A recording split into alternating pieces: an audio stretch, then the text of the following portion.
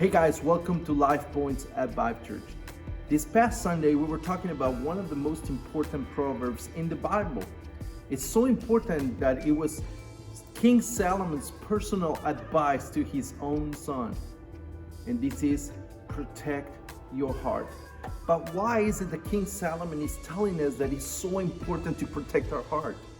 It's because everything flows from it.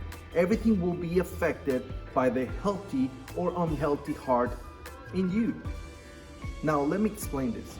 Have you ever put your heart into something or someone just to be disappointed? Then you grow bitter, you were not able to forgive, and just it seems like you're looking at life through the lenses of that pain. Well, this is what King Solomon is referring to. Everything flows from it. So if your heart is full of bitterness, anger, sin, it will affect everything around you, everything you do. This is like a stream of water. If you plug the stream at its source, where it's first born, if you contaminate the stream of water, everything downstream will be contaminated. So it's the same thing that happens with our heart. But let me ask you something. Why do you think that our heart needs to be protected? First of all, is because it's very, very valuable. And this is actually our bottom line. Your heart is your best asset. Protect it. Your heart is your most valuable asset. You need to protect it. Second reason why you have to protect your heart is because everything flows from it. Everything is going to be affected by the state of your heart. So if your heart is content, if your heart is happy, if your heart is motivated, everything around you is gonna be positive. But if your heart is unhealthy, you're gonna have unhealthy relationships, you're gonna make unhealthy decisions, you're gonna have unhealthy thoughts, you're gonna have unhealthy people around you, and you need to address this. And the third reason why it's so important for you to protect your heart is because your heart is under constant attack.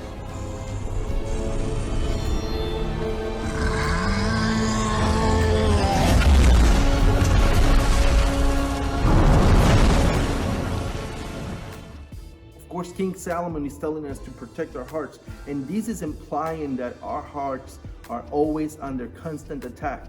The enemy is trying to get your heart, because if you lose heart, you lose everything. If you lose heart, you lose faith, you lose hope, and you stop. He starts dragging you down. He starts taking you down and draining your life. So protect your heart. It's your most valuable asset. Check your heart. It might be unhealthy. And this is something you have to do. You have to protect your heart because everything starts right there. The enemy attacks our heart, plants a seed, a lie, a feeling, an emotion, and it takes control, and it affects everything around us. It affects your relationship with God, and this is the most important thing. Your relationship with God will be determined by the state of your heart. So you need to allow God to heal your heart and love you.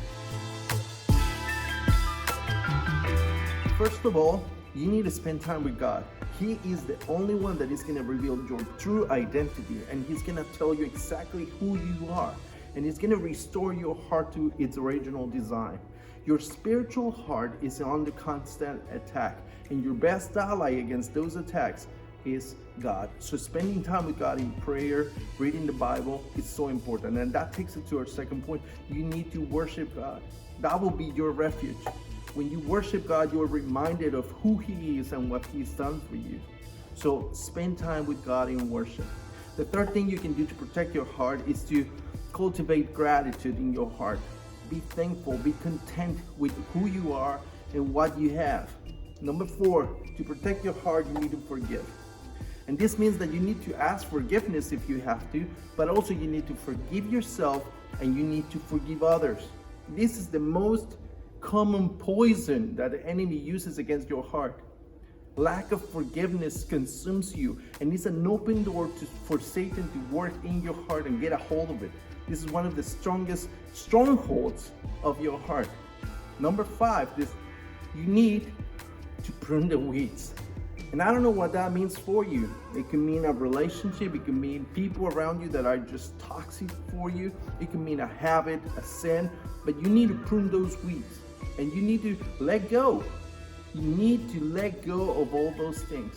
You need to let go so God can show you what needs to grow in place of those weeds in your life. The sixth thing that you need to do to protect your heart is you need to rest. Find time to rest. Find time to do something you like. This is very important for the health of your heart. So the seventh thing you need to do, and this is not once in a while, laugh. You need to laugh always. God wants you to laugh. God wants you to find joy in life. And you need to laugh about the situations around you. Laugh in the face of challenges and the enemy. And you'll see that your attitude will change, your heart will be healthy, and you will find the way out. God will show you the way out. Instead of complaining, laugh. The number 8 is find your spiritual cardiologist. Find people that keep you on check. Of course, God is the best, but find people that keep you on check.